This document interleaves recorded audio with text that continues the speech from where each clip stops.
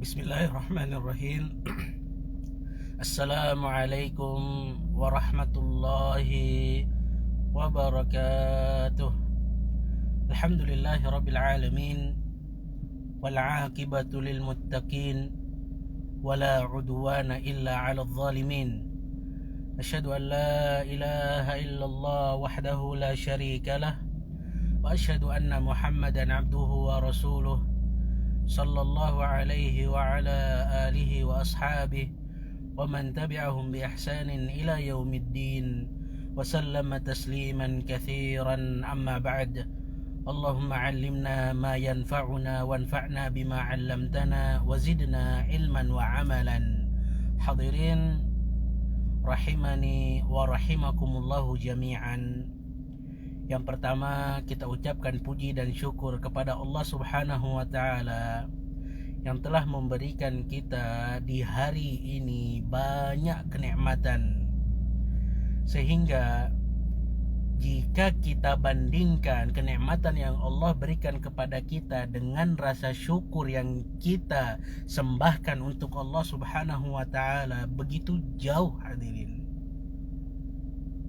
Kita nggak pernah benar-benar bersyukur kepada Allah Subhanahu wa Ta'ala. Kita nggak pernah benar-benar beribadah kepada Allah Subhanahu wa Ta'ala. Ma syakarnaka haqqa syukrika wala abadnaka haqqa ibadatik. Iya hadirin, kita ngerasa minder ketika Allah Subhanahu wa Ta'ala memberikan fasilitas-fasilitas yang banyak kepada kita, namun kita nggak bisa pakai fasilitas-fasilitas tersebut di jalan yang Allah Subhanahu wa Ta'ala berikan kepada kita. Semoga Allah Subhanahu wa Ta'ala mengampuni dosa-dosa kita. Salawat dan salam semoga tetap tercurahkan kepada baginda besar Muhammad sallallahu alaihi wasallam, istri-istri beliau, sahabat-sahabat beliau, anak-anak beliau, serta pengikut beliau hingga akhir zaman nanti. Ahibati fillah rahimani wa rahimakumullahu jami'an. Kita kembali di KSA, kajian singkat Arba'in, di hadis yang ke-34. Hadis yang ke-34 ini lagi-lagi nih hadirin, ada kaedah besar yang harus kita pelajari. Ada kewajiban besar yang menanti kita. Kewajiban apa itu hadirin? Kata para ulama mengambil dari hadis yang ke-34. Di dalam hadis ini ada kaedah wajibnya kita merubah yang namanya kemungkaran sesuai dengan kekuatan dan sesuai dengan kemampuan kita. Iya hadirin, ini adalah satu bab yang penting, karena mungkin banyak di antara kita yang melihat kemungkaran, entah itu di rumah, tapi masa bodoh dengan kemungkaran tersebut. Biarin aja lah. Kita melihat anak kita nggak sholat, biarin aja deh. Dosa kita hadirin. Kita melihat anak kita keluar nggak pakai kerudung, kemudian kita nggak merubah, dosa hadirin. Maka dari itu Allah Subhanahu wa Ta'ala memberikan sifat kepada umatnya Nabi besar Muhammad sallallahu alaihi wasallam dengan sebaik-baik umat. Itu karena apa? Kata Allah Subhanahu wa Ta'ala, kuntum khaira ummatin ukhrijat linnas ta'muruna bil ma'rufi wa tanhauna 'anil munkari wa tu'minuna billah. Kalian adalah sebaik-baik umat yang dikeluarkan untuk generasi, untuk manusia. Karena kalian apa? Memerintah kepada kebajikan dan melarang dari yang namanya kemungkaran, serta kalian beriman dengan Allah Subhanahu wa Ta'ala. Hadis yang ke-34 diriwayatkan oleh Abu Sa'id Al-Khudri, bahwasannya dia berkata, aku mendengar Rasulullah Shallallahu alaihi wasallam bersabda, barang siapa yang mengetahui, barang siapa yang melihat ada kemungkaran terjadi di salah satu tempat, maka hendaknya dia rubah kemungkaran tersebut dengan tangannya.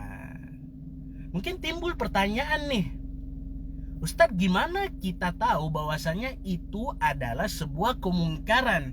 Ya lagi-lagi dengan belajar hadirin, dengan nuntut ilmu. Ketika ada satu hal yang mana agama Islam ini mengecap bahwasanya sesuatu itu adalah jelek, entah itu dari perkataan, entah itu dari perbuatan, artinya itu kemungkaran. Agama kita melarang kita untuk berkata dengan perkataan yang jelek. Maka ketika kita lihat atau ketika kita dengar dan saksikan ada anak kita yang berkata dengan perkataan-perkataan kotor, yang mana perkataan kotor tersebut memang dijelekkan di dalam syariat ini, maka inilah yang dinamakan kemungkaran hadirin. Belajar terus agar kita bisa membedakan mana yang betul-betul mungkar. Karena kemungkaran itu ditentukan dengan dalil hadirin. Iya, dengan dalil syar'i. Oh, bahwasanya ada dalil syar'i baik dari Al-Quran ataupun dari hadis bahwasanya ini adalah sesuatu yang jelek. Ketika Allah Subhanahu wa ta'ala melarang kita untuk meminum minuman yang memabukkan, artinya kita tahu bahwasanya minuman memabukkan adalah sesuatu yang mungkar. Kemudian ketika kita tahu dari ayat Allah Subhanahu wa ta'ala, Allah melarang kita untuk mendekati zina, artinya zina ini merupakan perbuatan mungkar. Maka barang siapa yang melihat, menyaksikan, mengetahui di satu tempat ada kemungkaran, hendaknya dia rubah dengan tangannya hadirin. Iya, ketika kita mampu untuk merubah kemungkaran itu dengan tangan kita, maka rubah. Tentunya nggak setiap orang ya hadirin. Merubah kemungkaran dengan tangan itu biasanya dilakukan oleh para pemimpin-pemimpin kita. Atau mungkin ketika kita di rumah, artinya kita berada di posisi pemimpin. Jadi ketika kita di rumah nih, contoh simpelnya, ketika kita di rumah melihat anak kita melakukan perbuatan yang mungkar, maka silakan rubah kemungkaran tersebut dengan tangan kita. Mungkin kita pergoki, waliyadzubillah, anak kita minum khamr, maka salah satu cara untuk merubah kemungkaran tersebut, ambil botolnya, kemudian pecahkan di depan anak kita, sambil kita nasihati, ini nggak baik, ini sesuatu yang mungkar. Maka dari itu nih hadirin, ketika kita tahu bahwasanya ada kemungkaran di rumah kita, maka rubahlah dengan tangan kita. Ada pertanyaan, nggak semua orang nih mampu merubah yang namanya kemungkaran dengan tangan. Maka Rasulullah Shallallahu Alaihi Wasallam memberikan solusi yang lain. Barang siapa yang menyaksikan, mengetahui di sana ada kemungkaran dan belum bisa merubah dengan tangannya, hendaknya dia merubah dengan lisannya, dengan lidahnya, entah dengan menasehatinya, entah itu dengan mengatakan kamu gak boleh seperti ini, kamu ya, atau dengan menyurati bahwasanya sesuatu yang engkau lakukan adalah satu kemungkaran, atau dengan nulis satu status, misalnya satu status di status Facebook kita atau di status WhatsApp kita, bahwasanya perbuatan ini adalah satu kemungkaran, maka hendaknya jangan dilakukan. Inilah solusi yang diberikan oleh Rasulullah Shallallahu Alaihi Wasallam ketika kita nggak bisa merubah kemungkaran dengan tangan kita, maka dengan lisan kita, dengan menasehati dan dengan menyurati. Iya hadirin. Kemudian ada juga mungkin di antara kita yang gak bisa mengingkari kemungkaran dengan tangannya, dengan lisannya pun gak bisa. Maka yang ketiga nih, kata Rasulullah Shallallahu Alaihi Wasallam, maka rubahlah dengan hatimu. Tinggalkan majlis tersebut, tinggalkan satu kemungkaran tersebut. Misalnya kita tahu nih, kita diundang di satu pesta. Nah, di pesta tersebut ada kemungkaran. Maka salah satu hal yang mungkin bisa kita lakukan yaitu dengan mampir sejenak, ngasih kado ataupun yang lainnya, kemudian kita tinggalkan, maaf saya nggak bisa lama-lama di tempat ini karena ada pekerjaan lain. Kecuali kalau seandainya mungkin kita dipaksa, yang dengan pemaksaan itu membahayakan nyawa kita, hadirin. Maka dari itu, di dalam hadis ini ada derajat pengingkaran dengan kemungkaran. Tangan bagi orang-orang yang memiliki kekuasaan atau bagi orang-orang yang memimpin di rumahnya. Kemudian lidah bagi orang-orang yang mampu. Iya, lisan mampu. Meskipun mungkin kadang kita tahu bahwasanya dia nggak akan dengerin nasihat kita. Terus, hadirin. Kata Al-Imam Nawawi rahimahullahu ta'ala, ketika kita nasihati dia jangan berbuat ini, jangan berbuat kemungkaran, kita tahu dia nggak akan mendengar kita, maka lanjutkan nasihatmu sebagaimana ketika engkau tahu bahwasanya engkau mengucapkan salam kepada orang ini, dia nggak menjawab salammu. Ma'asyiral muslimin rahimani wa rahimakumullahu jami'an. Dan itulah selemah-lemahnya iman di dalam bab taghyir ataupun merubah kemungkaran. Ma'asyiral muslimin rahimani wa rahimakumullahu jami'an. Di dalam hadis ini ada kaidah besar bahwasanya wajib bagi kita untuk beral-amr bil ma'ruf dan nahi 'anil munkar. Karena apa? Karena dengan amr bil ma'ruf dan nahi 'anil munkar itu ada kebaikan untuk hamba-hamba Allah dan ada kebaikan untuk negara kita. Namun ada satu pertanyaan nih. Siapa yang berhak untuk, ataupun apa sih syarat-syarat bahwasanya itu adalah satu kemungkaran? Gimana syarat-syaratnya kita merubah kemungkaran tersebut? Disebutkan oleh para ulama. Yang pertama nih hadirin, kita betul-betul mengetahui bahwasanya ini adalah satu hal yang mungkar dengan dalil syar'i, bukan dengan adat kita. Adat kita ini nggak baik nih, adat kita nih misalnya, adat kita nggak baik, tapi di dalam agama Islam ini adalah sesuatu yang baik. Kita harus benar-benar yakin bahwasanya yang kita ingkari adalah kemungkaran yang betul-betul mungkar dengan dalil syar'i. Kemudian syarat yang kedua, kita harus benar-benar yakin bahwasanya orang yang kita hadapi itu betul-betul terjerumus ke dalam kemungkaran. Benar nggak ya dia terjerumus ke dalam kemungkaran? Jangan asal main nasihati, jangan asal main merubah kemungkaran. Salah satu contoh ketika kita di Haram Nabawi atau di Haram Makki, kemudian di bulan suci Ramadan. Kita tahu di bulan suci Ramadan itu banyak orang-orang yang safar atau banyak orang-orang yang pergi umroh. Kemudian kita pergoki, ada orang yang minum. Gak bisa kita serta-merta mengambil minumannya kemudian kita banting di depan kita. Bisa jadi dia memang gak puasa karena sedang dalam keadaan safar, hadirin. Ini 2 poin penting yang harus kita sadari ketika mau merubah kemungkaran. Kemudian yang ketiga nih, poin yang gak kalah pentingnya, hilang kemungkaran tadi tapi nggak menimbulkan kemungkaran yang lebih besar.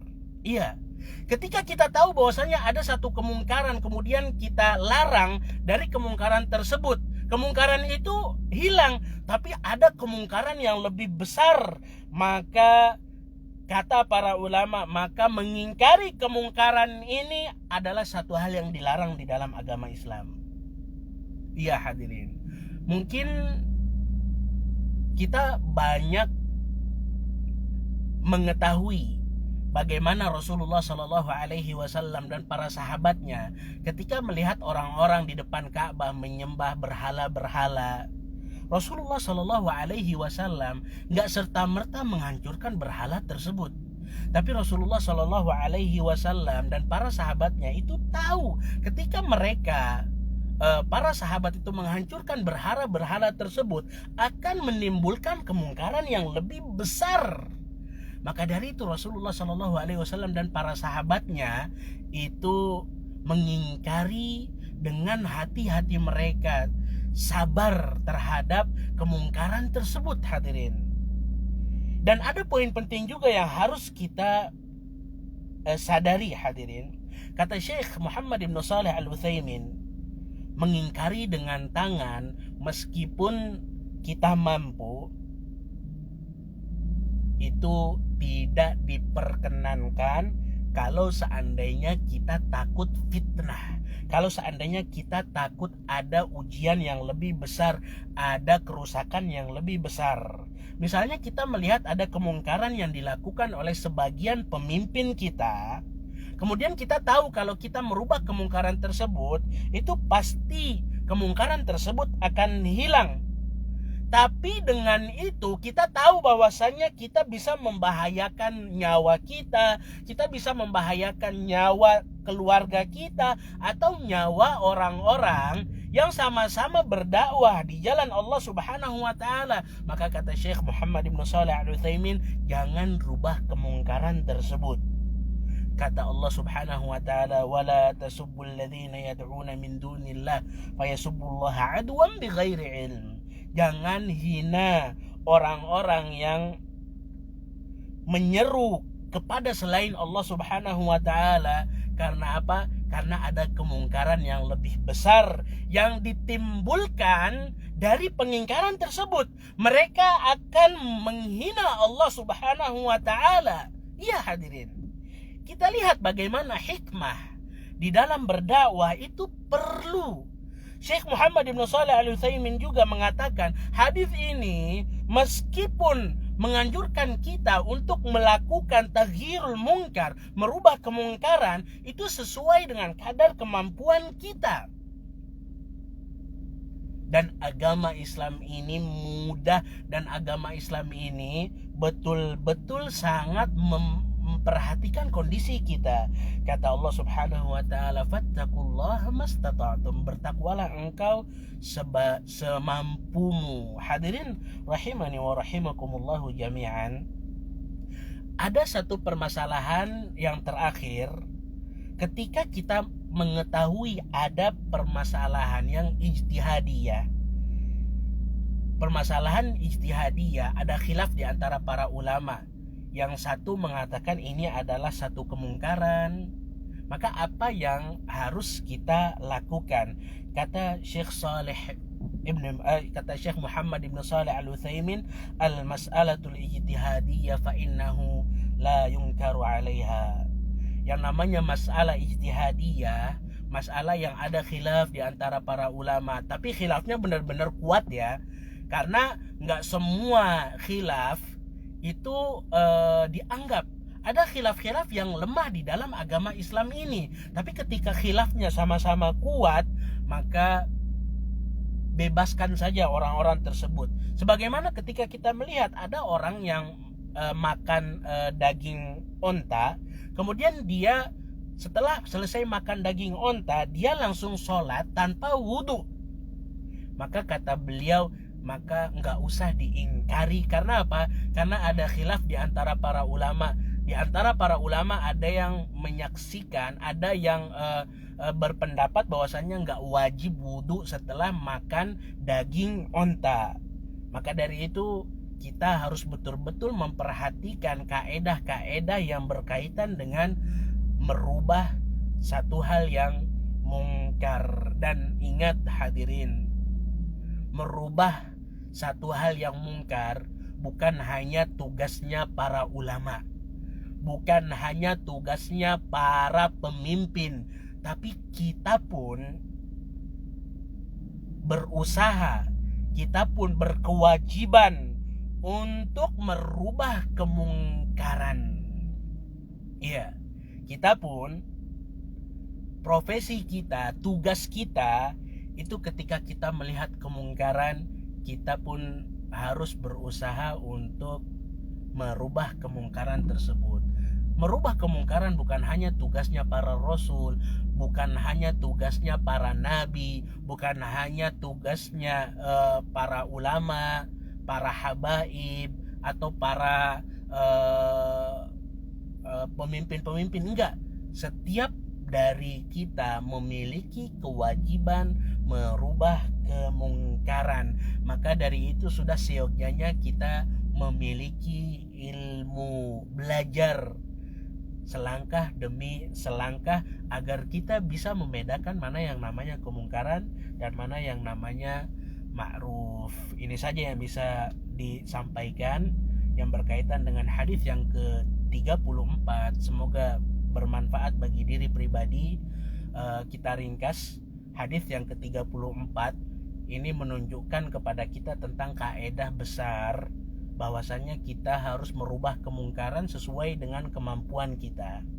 Kita tahu bahwasanya sesuatu itu mungkar itu jika dicap di agama Islam ini bahwasanya ini adalah perbuatan yang jelek atau perkataan yang jelek, baik yang kecil ataupun yang besar, maka inilah yang dinamakan kemungkaran dengan dalil syar'i. Iya, dengan dalil syar'i. Maka ketika kita diperintahkan untuk merubah kemungkaran, Allah Subhanahu wa taala itu melarang kita untuk mendekati zina. Allah Subhanahu wa taala melarang kita untuk minum khamr. Maka Rasulullah Shallallahu Alaihi Wasallam itu mengajarkan kepada kita, barang siapa di antara kalian yang melihat kemungkaran, entah itu di rumah, entah itu di mana, maka rubah dengan tangan jika mampu. Lagi-lagi nggak setiap orang ya, kecuali orang-orang yang berada di rumah kita dan kita memiliki kemampuan dan nggak menimbulkan mafsadat ataupun kerusakan yang lebih. Jika seandainya nggak mampu dengan tangan, maka dengan lisan, dengan lidah kita nasihati, tulis di status ataupun di hal-hal yang lainnya.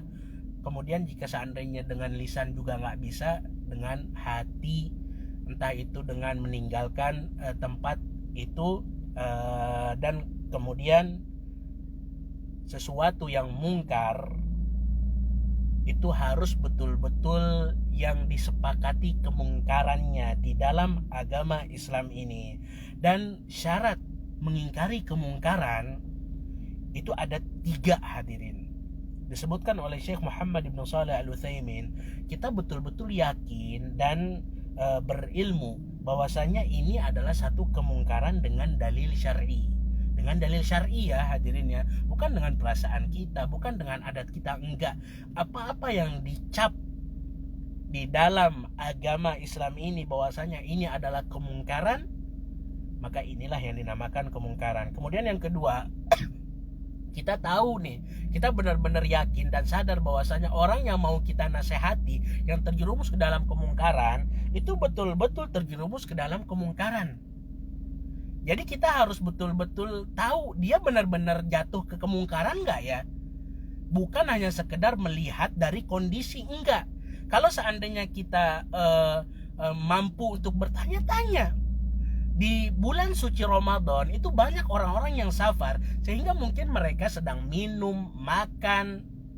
Jadi jangan sampai kita menyangka bahwasannya bulan suci Ramadan kok ada orang-orang yang minum. Tunggu dulu hadirin, bukan berarti dia terjerumus ke dalam kemungkaran. Bisa jadi dia sedang sakit, bisa jadi dia dalam keadaan yang safar. Kemudian yang ketiga, syarat dari pengingkaran kemungkaran, jangan sampai ketika kita hilangkan kemungkaran yang A, muncul kemungkaran yang B, C, dan D. Jadi ada kemungkaran yang lainnya di balik itu. Maka dari itu Rasulullah Shallallahu Alaihi Wasallam meninggalkan untuk menghancurkan berhala-berhala pada saat masa-masa awal kenabian, karena beliau tahu bahwasanya ketika langsung dihancurkan nih akan ada mafsadat, kerusakan-kerusakan yang timbul. Maka dari itu hadirin, poin pentingnya, ayo sama-sama belajar, nikmati prosesnya, sehingga dengan itu kita betul-betul diberikan gelar oleh Allah Subhanahu wa taala kuntum khaira ummatin ukhrijat linnas. Kalian adalah sebaik-baik manusia. Bayangkan, sebaik-baik manusia yang dikeluarkan untuk generasi. Tapi bukan semuanya hadirin yang memiliki tiga sifat ini, yang beriman dengan Allah, kemudian yang beramr bil ma'ruf dan nahi anil munkar. Ini saja yang bisa saya sampaikan. Subhanakallahumma wa bihamdika asyhadu an la ilaha illa anta astaghfiruka wa atubu ilaik. Assalamualaikum warahmatullahi wabarakatuh.